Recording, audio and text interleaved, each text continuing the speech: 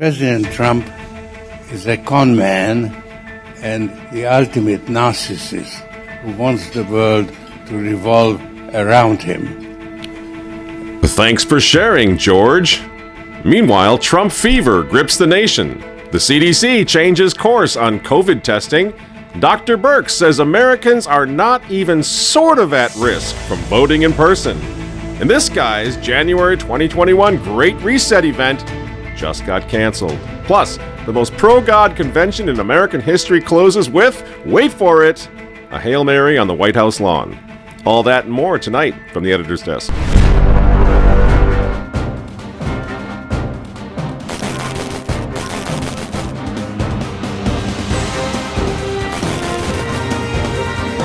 Hello again, ladies and gentlemen. Michael Matt coming to you once again from the offices of the Remnant newspaper. Before we get started tonight, I've been told by our producers that we're supposed to do a little shop talk, right? A little promotional stuff, is that right? We do. Great. Thank you, Michael. You're welcome. So before we get started, if you'd like to please share this video as quickly as you can. What, YouTube doesn't share it for us? I don't think it does, actually. I think it buries us. So please, as quickly as you can, just share this with as many people as you know, and also like, subscribe, comment, all those good things. So go look that up. We also have a newspaper. So if you go to remnantnewspaper.com, you can subscribe. It comes in an e-edition as well, and that would help us out because that pays for this channel as well. Thank you so much, and enjoy the rest of the video. Thanks very much. The finest producers here at Remnant TV, as always. Here's the thing, friends. Tonight, we're going to be a little bit more positive, I think. And I just want to ask you a question. After 6 months, because we've all been talking and thinking about the big dark cloud and the horrible things that are happening and life will never get back to normal. But what if, after 6 months of this COVID 1984 lockdown, what if the pandemic runs out of steam before the globalists could actually pull the trigger on their great big new world order? Now, I realize Biden is way up in the polls, but Trump fever is spiking all across the nation. All right, this is Michael Matt for Remnant TV, and I'm in Forest Lake, Minnesota, where I just am meeting a guy for the first time who started a pretty cool idea, Trump store. Tell us about this. What's going on here? How we doing, everybody? This is Austin. We're in Forest Lake, live from the Trump store. We got all sorts of merchandise here. We're on the Trump train. We're begging for Trump here. Oh, we got probably 15 stores here in Minnesota. We're now going into 5 stores in Iowa, kind of going all around. It's just Trump campaign, Trump rally. All right, man. Thanks a lot. Yes, sir. Thank you. I don't know about you, but I've just never seen anything like that. I don't remember seeing a Barack Obama store or a Hillary Clinton store anywhere, traveling across this country in 2016 or before, But there is good stuff happening right now. The schools are opening up. The top here at 5, breaking news out of Maryland tonight. All public schools in the state are now authorized to begin reopening. Governor Christie of South Dakota, not only wants kids to go back to school, but she wants to do it without masks. The science is very clear on schools. Our schools should be open. The data indicates that children are at far greater risk of critical illnesses from influenza than they are from COVID-19. In younger children, masks could be irritating, which may lead to increased touching of the face and therefore increased risk of infection. The Vatican has announced that as of September 2nd, the faithful can return to Francis's general audiences, which is really pretty exciting since Francis then can get back to his gospel of perpetual promotion of the UN agenda. But in any case, the folks are coming back to the piazza or wherever, and they're going to be able to listen to Francis lecture the world on global warming or whatever. And speaking of the Great Reset, here's news. Just after our second to last video, the Great Reset, just after it hit 2 million views, those world beaters at the World Economic Forum decided to postpone their January Global Reset event until it's safe for the Bond villains to return to Davos.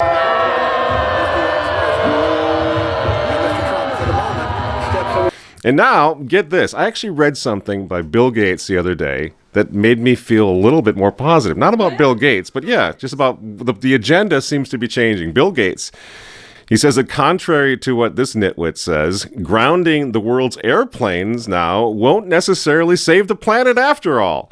Again, writing for the WEF website, Gates says that carbon emissions during the COVID shutdown will only go down by a paltry 8%. And that, quote, this past April, car traffic was half of what it was in April 2019. For months, Bill Gates now says, for months, air traffic virtually came to a halt. And yet we are still on track to emit 92% as much carbon as we did last year. Now, what's remarkable about this, says Bill Gates, is not so much emissions will go down because of the pandemic, but how little. End quote. So in other words, fire up your Hummer. Fire up your SUV, recycle that little Prius if you want, because the COVID 1984 shutdown has proven now that cars and airplanes are not causing climate change. Maybe that's why the CDC is now changing its guidelines on COVID testing. The reversal came quietly with no announcement and no explanation, just new language on the CDC website that now, if you don't have symptoms, the nation's health authority says you don't need a coronavirus test. So let me get this straight. After 6 months of blasting President Trump for not testing. Oh, he's way behind on testing. He doesn't care about COVID. He's not testing. After 6 months of this, now they're saying we don't necessarily need to be testing everybody, and that maybe Trump was right after all? So I said to my people, slow the testing down, please. And now guess what? It's Andy Cuomo's time to refuse to follow the science. It's not clear what led to the change, but Governor Cuomo says the policy doesn't make sense. I've spoken to health experts from around the globe. None of them will say that this makes any sense from a health point of view. Thanks for your input, Governor, but you really should stop being such a fanatical rube and just follow the science, follow the CDC, like the rest of us are doing, sir. But of course, the media will not let the pandemic go. It's too lucrative, it's too fun, it's too good for ratings. And I'm not just talking about CNN and MSNBC and those morons. I'm talking about folks at Fox. Here's Fox News' insufferable Chris Wallace. The fact that there were 2,000 people in close quarters on the South Lawn there with seemingly very few of them with masks, no social distancing, ignoring all of the public health recommendations. I mean, think about it, Chris Wallace. What are the chances that the Trump administration, with the election now just 2 months away, is actually going to turn the RNC into a coronavirus super spreader? What are the chances of this? You think they just overlooked it? Nobody bothered to say, hey, do you think we might turn the whole RNC into a super spreader? And Donald Trump's like, no, don't worry about it. Who cares? You think that actually happened, Chris? I mean, CNN would have had a field day if all of a sudden 2,000 people on the White House lawn started spreading COVID all over D.C., right? Joe Biden would have walked. We'd be saying hello to President Joe Biden if that had happened. So what? What are you talking about? Trump knows full well, friends, that was not going to be a super spreader. Just as the July 4th event at Mount Rushmore never turned out to be a super spreader. Just as the Sturgis Motorcycle Rally never turned out to be a super spreader, did it? Of course, this is that type of event that has the potential to be a super spreader, where then people will go to other zip codes across the country and start seeding their own communities. So we should be deeply concerned. And ultimately, I will say this. Christie, the governor of South Dakota, should be leading from in front and saying this is not acceptable, but of course she's not. She's enabling it. Oh, boy. But that guy, he's wearing a white coat and he's on TV. He must know what he's talking about. He must be right. Sorry, you clown. Sturgis came and went without incident. And Governor Christie Noem, the most pro-life governor in America, looks like a genius once again.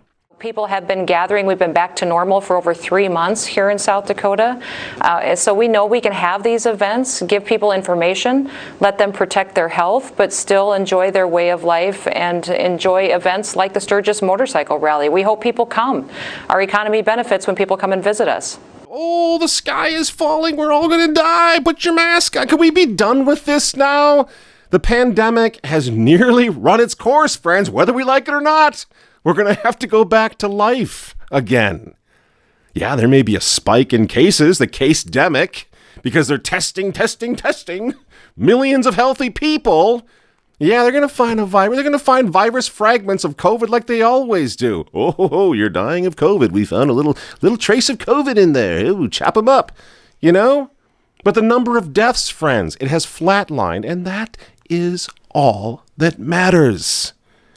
This is not rocket science. That's all that matters. There's no run on the hospitals. The pandemic is going away. And if you want proof of this, if you want proof that COVID now has become a political bludgeon, you need go no further than the Democrat demand for mail-in ballots. And that's just not about cheating either. I realize they're going to be able to cheat. They're going to be able to mess everything up. They're going to find dead people. They're going to find triple voting. They're going to find it all to try to beat Donald Trump. But it's not just about the cheating. Of course not. You remember what happened after Hillary Clinton won and they were screaming about the Electoral College? Well, that's what this is all about. They want to abolish the Electoral College. Remember? So that huge Democrat-run states on the coasts can control every presidential election from now on. That's what this is about. Say what you will about the Founding Fathers, but they set up a pretty interesting system, and the Electoral College is genius. And doing away with the Electoral College, doing away with voting in person, what's it going to do? It's going to undermine the integrity of the entire process. It's going to demoralize people. Doing away with voting in person is going to disenfranchise states like South Dakota and all the rural communities all across this country. You know that's what's going on. You know? But old Catholic Nancy Pelosi says voting in person is a serious health threat. This becomes a health issue. This becomes a health issue, as we saw in Wisconsin. Standing in those lines for that amount of time, going to places that are enclosed, is dangerous to your health. Oh, Nancy. Do you remember what it was like back in January when the last people on the face of the earth that you and I would have trusted were these insufferable politicians and the talking heads on the TV? Do you remember that? What happened to us? What happened to our healthy skepticism over all this? I mean, even the scarf lady knows that Nancy Pelosi is hiding her own Easter eggs. It is safe to go to the polls. Well, certainly I have gone into Starbucks. Yes. So if it's safe for me to go into Starbucks in the middle of Texas and Alabama and Mississippi that have very high case rates, then, you know, I can't say that it would be different waiting in line in the polls. Do I have to say it every time? We get it. The virus is serious. People have died from it. And we've expressed our remorse. We've talked about that. We all know people have been sick. We're not being insensitive, friends. We just don't want our country to be destroyed over this. And if I had said in six months ago that this is how we'd be living, you would have said I was hiding my own Easter eggs. And I'm nuts. And you would have been right. And here we are. This is the new normal. It's not about saving lives. And I'm not a doctor.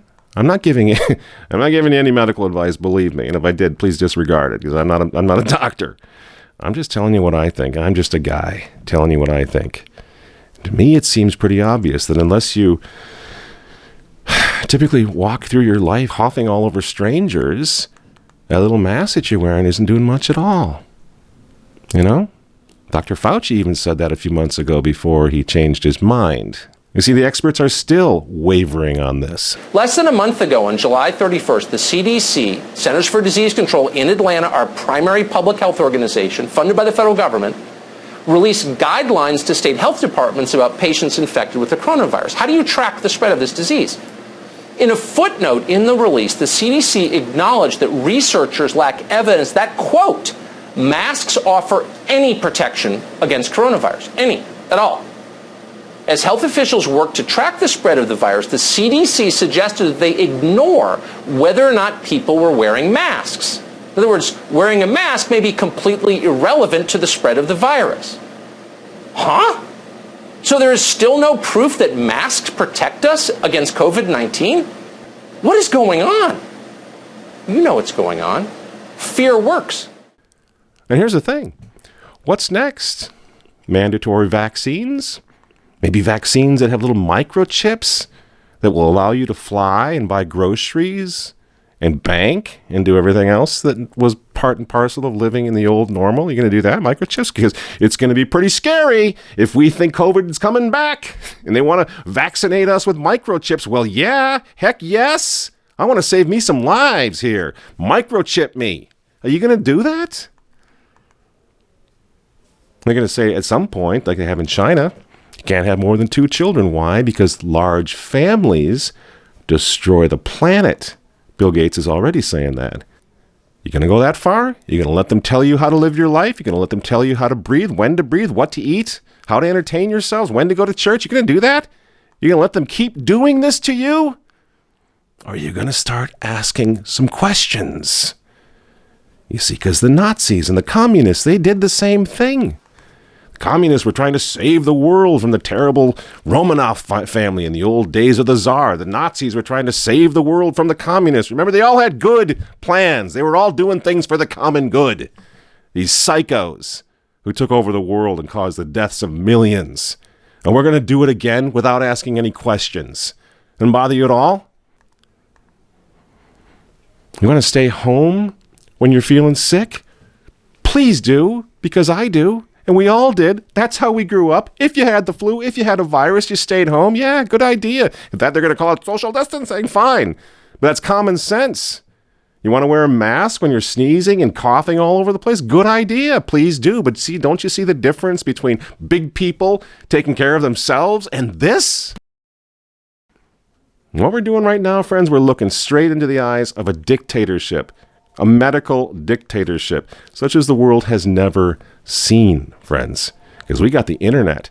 They have the whole planet now doing what it used to take goose-stepping Nazis and communists to do. They got the whole planet doing in their basements, in their living rooms, in their kitchens, because they're looking at their computers, they're looking at their TVs. We're policing ourselves. The police state is us, and we're the police. We're policing each other. And the Democrats, from here to the Vatican, are exploiting this situation to change the world. And it's not going to be for the better. This is the New World Order that they've got in mind. I hardly can do one of these programs anymore without saying something about this character in Rome, Francis, who is now winning the accolades from the head of the World Health Organization for promoting the Great Reset.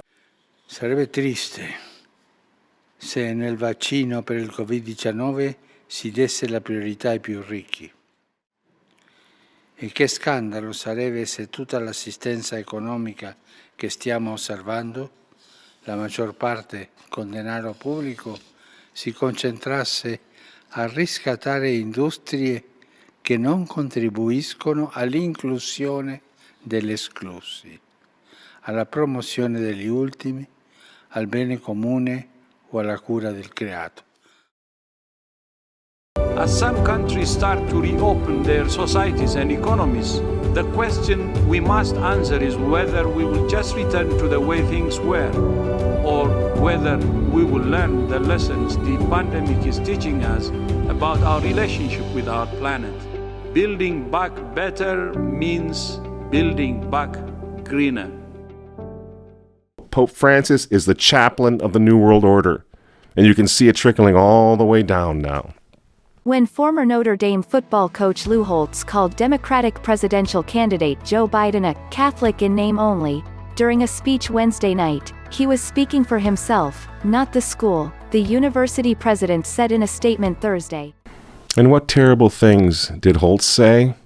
One of the important reasons he has my trust is because nobody has been a stronger advocate for the unborn than President Trump. The Biden-Harris ticket is the most radically pro-abortion campaign in history. They and other politicians are Catholics in name only and abandon innocent lives. President Trump protects those lives. Notre Dame University, Catholic University, is in the hands of the enemies of Christ's church. How do we know this? Oh, you remember the most pro-abortion president in the history of our nation, Barack Obama, was invited to speak at Notre Dame at their commencement ceremonies. Remember, a couple of years, that was fine. Ladies and gentlemen, please welcome the President of the United States.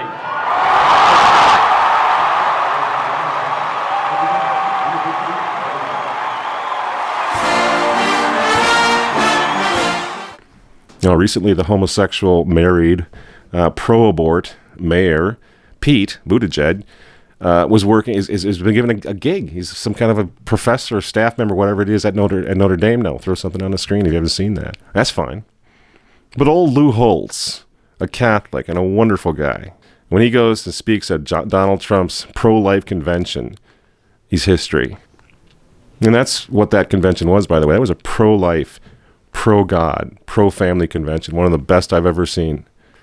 I mean, there was a Catholic nun. I had tears in my eyes watching this. A Catholic nun at the Republican National Convention. She holds up a rosary, her crucifix, if you will, in front of the globalist vampires. Moreover, he has a nationwide of religious standing behind him. You'll find us here with our weapon of choice, the rosary. So thank you, Mr. President. We are all praying for you. If you think that doesn't matter, then you're missing the point of the spiritual dimension to all this. And the Trump administration, they didn't just have pro-lifers, some sweet little pro-lifer people come out and say nice things about unborn babies. They had hardcore pro-lifers coming out there and exposing, calling out Margaret Sanger and Planned Parenthood from the floor of the Republican National Convention.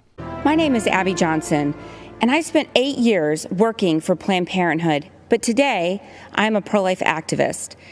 And Margaret Sanger was a racist who believed in eugenics. Her goal when founding Planned Parenthood was to eradicate the minority population.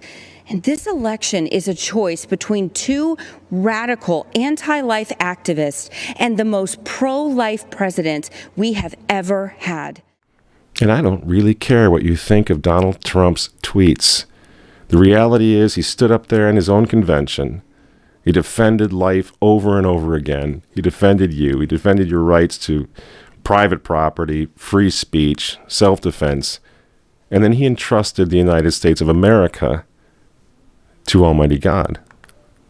But in this country, we don't look to career politicians for salvation. In America, we don't turn to government to restore our souls. We put our faith in Almighty God.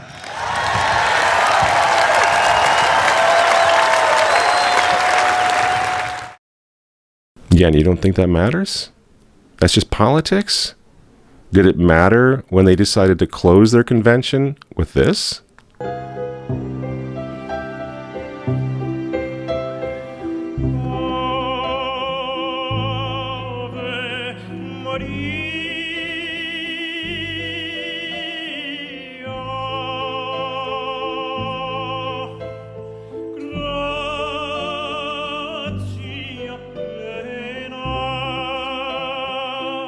Oh, it's just politics, man. He's playing you like a fiddle. You're a moron. Can't you see? He's just playing you. It's just really? It's just politics? In 2020, the Hail Mary from the White House balcony is politically advantageous since when? Who are they trying to recruit here? Who are they trying to vote? Get to vote for them? Monks? And then the first family stands at attention during the Ave Maria. There's something else going on here, friends, because guess what was also very interesting about this convention? The neocons were missing in action. The neocon war hawks were all conspicuous by their absence. Trump came through on that promise, too. He's the only president in 200 years that didn't start a war with somebody, it seems to me. He tried to stop a few wars, didn't start any new ones, and the neocons were kicked out on their lower spinal extremities by Donald Trump. Libertarians like Rand Paul are out there speaking. Loggers, pro-lifers, black conservatives from all over America were invited to speak at the RNC. But not Lindsey Graham? That mean anything? Trump's taken over the Republican Party, friends, and he's asked God, and he's asked pro-lifers and Christians to help him make this work. America looked on. The world looked on this week as God, life, family, freedom, patriotism were all pitted against what we saw last week: Satan, abortion, degeneracy, tyranny, and atheism. All the children of the world, all the children of this country surely saw that. They saw the difference. And I have no idea What grace has come into our country that allowed Donald Trump to realize that this needs to be turned into a holy war? Some governors have deemed liquor stores and abortion clinics as essential, but have left out churches and other houses of worship. It's not right. The governors need to do the right thing and allow these very important, essential places of faith to open right now for this weekend. If they don't do it, I will override the governors. In America, we need more prayer, not less. And he's not perfect. He's got a lot of problems. I get that. We've all got a lot of problems. But Trump just again and again keeps turning back to the people who put him there, the Christians, the pro-lifers, and he asks them to stand with him a little longer. Think about that. To win the re-election to arguably the most powerful position in the world, Donald Trump turned to Christians, pro-lifers, pro-God folks, patriots. And the question now is for us. Will we stand with him? Or are we going to decide we don't like his tweets? We don't like his attitude, and we're going to hand our country over to the devil himself, who now poses as a Catholic? What's it going to be? May God help us to choose wisely, my friends. Maybe as if our souls and the lives of our children depended on it. Because you know what? They do.